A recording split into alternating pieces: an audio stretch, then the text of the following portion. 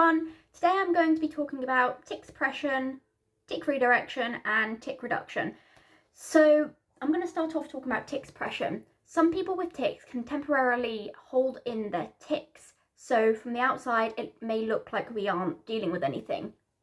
Tic suppression is, again, not something everyone can do, and unfortunately it can be unhelpful in some situations.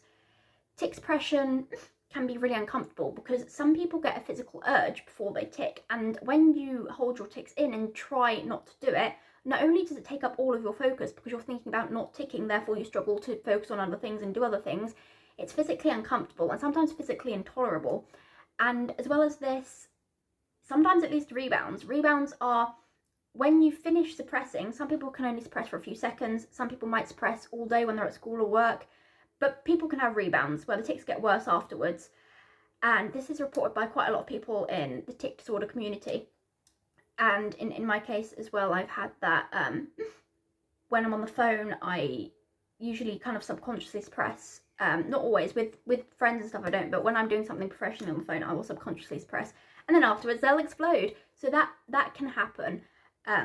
They can get worse later on, which is why some people don't like suppressing, and I would never recommend suppression because it can be harmful. I've only spoken to a very small percentage of people who've said it has helped them, but for most people it's actually caused more problems. And definitely in my case as well, I wouldn't suppress as a way of managing my tics. It just makes things worse for me. But yeah, tic suppression is where you hold them in and the tics just don't have an outlet, so they end up just bubbling up. And as well as this, some people find that the tic suppression can worsen symptoms such as OCD, anxiety, low mood, and rage attacks, and it can trigger off rage attacks. I found before that if I don't have an outlet for my tics, the pressure just builds up in my body, the physical sensation, then I get really irritable. So tic suppression's not very comfortable to deal with. Very small percentage of people say it helps them, but the majority of people unfortunately say it makes them feel really bad and causes more problems. As well as this, with tic suppression, some people say they think people with tics should learn to suppress. I would say that that's unhelpful. A lot of us already know how to suppress. We do it automatically, subconscious suppression, or out of fear.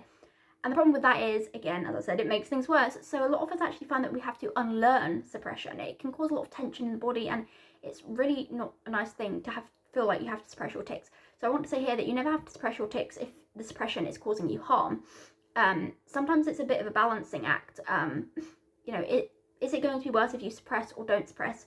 Some people feel like they would rather suppress self-injury tics, but be careful with that, because as long as it doesn't make it worse later on, just find that balance. But don't feel like you have to suppress if the suppression is causing you problems, or if someone is forcing you to suppress. No one should ever try and force you to suppress.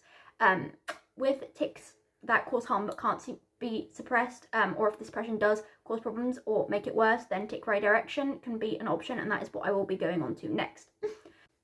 So I want to go back to tic suppression for a little bit. With tic suppression, with tic suppression, everyone will have a slightly different definition of this, but to me, suppression is where we forcefully stop our tics without anything helping us manage the tics. So to me, management is very different to suppression. And again, that's what I'll be coming on to. So I feel like if you had medication that reduces your tics, I wouldn't class that as suppression, because that's unlikely to cause a rebound or cause problems, and it's not yourself forcing you not to tic. If you had some strategy, like, I know different things work for different people, but singing, that can help my tics, for example, I wouldn't class that really as suppression. It's a bit more of a redirection. So I just want to clarify that to me, I feel that suppression is where we just forcefully try and stop ticking without any sort of outlet or strategy to actually reduce the tics, so it ends up just bubbling up a bit more. So tic redirection is where, if you have a harmful tic, for example, some people, not everyone, but some people can redirect that tic and let it out in a different way. So again, with the sensation that some people get before a tic, that sensation can sometimes be let out in a different way. Now, I'm really not an expert on redirection, so the examples I'm going to give might not be too great. But I think one thing I read before is, for example, if someone has a tic where they fling their arm out, they might tense their arm or something to prevent hurting themselves. Or, it's really doing a tic in a different way that is less harmful, maybe less painful, and things like that. Now, I don't think every tic should be redirected, because if we're thinking about redirecting every tic, they're going to be a little bit occupied with that. But if tics are debilitating and are making you unable to do certain things, or are causing harm, then some people will find it really, really beneficial to learn how to redirect certain tics. But redirecting every tic can be exhausting, so it's really more the focus on the tics that cause you the most problems. And again, not everyone can redirect, but some people can, and it's possible that different redirections may work differently for different people. It really depends on how the urge to tic can be satisfied in a safe way. Tic reduction. Now, in my eyes, tic reduction is where the tics reduce without having to suppress or anything like that. So sometimes tic redirection may lead to a tic reduction. However, with redirection, it's more about just doing the tics in a different way rather than fully reducing them. But sometimes it may reduce them. But with suppression, it can look like you're having a tic reduction, but technically the tics are still there, they're just not coming out. But the tic reduction, this is a bit like the point I was saying, suppression to me is where you're forcefully stopping your tics. Tic reduction to me would be where you are using some sort of strategy to manage your tics. So to me, tic reduction would be something like medication or diet change, the elimination of food sensitivities, or chicken nugget, things like that can actually, like having reducing anxiety and calming stuff, that can sometimes help people who have tics that are made worse by anxiety. Things like that I would call tic reduction rather than suppression, because you're not bottling the tics up, you're not necessarily redirecting them, you're just trying to reduce them so that you can have a better quality of life. So that is what I would say the difference between suppression, redirection and tic reduction is.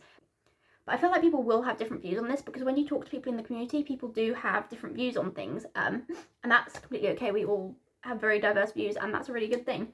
This is just how I view it, and I would personally say I don't really recommend suppression, but redirection in some cases can be helpful. I personally do not redirect my tics. I mean, in maybe certain situations when I'm older, I might want to learn some techniques if it's causing me problems, like if the tic's causing me more problems. But at the minute, I don't feel the need to redirect, but some people say that it helps them.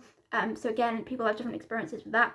And tic reduction, I feel like, is how you genuinely reduce the tics without bottling them up or trying to change them. And that can help someone have a much better quality of life if they choose that way. You do not have to reduce your tics, but for some people they have to, because their tics causing so many issues and causing such distress. And tic reduction, again, if someone is finding suppression is causing problems, and if someone is one of the people who can't redirect, then they might work on reducing their tics completely so the tics don't even really come as much anymore.